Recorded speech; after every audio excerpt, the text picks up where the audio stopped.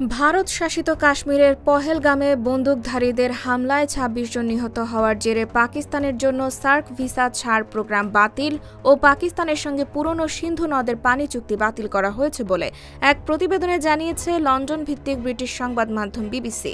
বুধবার ২৩ এপ্রিল ভারতের প্রধানমন্ত্রী নরেন্দ্র মোদীর নেতৃত্বাধীন দেশটির মন্ত্রিসভা নিরাপত্তা বিষয়ক কমিটির জরুরি বৈঠকে এই সিদ্ধান্ত নেওয়া হয় বলে সংবাদ মাধ্যমকে নিশ্চিত করেন ভারতের পররাষ্ট্র মন্ত্রণালয়ের সচিব বিক্রম মিশ্রি। বিবিসির প্রতিবেদনে বলা হয়, সার্ক দেশগুলোর জন্য বিশেষ ভিসা নিয়ে পাকিস্তানের নাগরিকরা ভারতে ভ্রমণ করতে পারবে না। এমনকি যারা ওই ভিসায় ইতিমধ্যে ভারতে রয়েছেন তাদেরও ওই ভিসা বাতিল করে ৪৮ ঘণ্টার মধ্যে ভারত ছাড়তে বলা হয়েছে। এছাড়া সিন্ধু পানি বন্টন চুক্তি অবিলম্বে স্থগিত করা এবং পাঞ্জাবের আটারি চেকপোস্ট অবিলম্বে বন্ধ করে দেওয়ার কথাও ঘোষণা করেছে ভারত। প্রতিবেদনে আরও বলা হয়, দিল্লিতে পাকিস্তানি দূতাবাসে সে দেশের সেনা, বিমান ও নৌবাহিনীর যে পরামর্শদাতারা রয়েছেন তাদের পার্সোনা নন গ্রাটা অর্থাৎ অবাঞ্ছিত বলে ঘোষণা করেছে ভারত। তাদের ১ সপ্তাহের মধ্যে ভারত ছাড়তে হবে।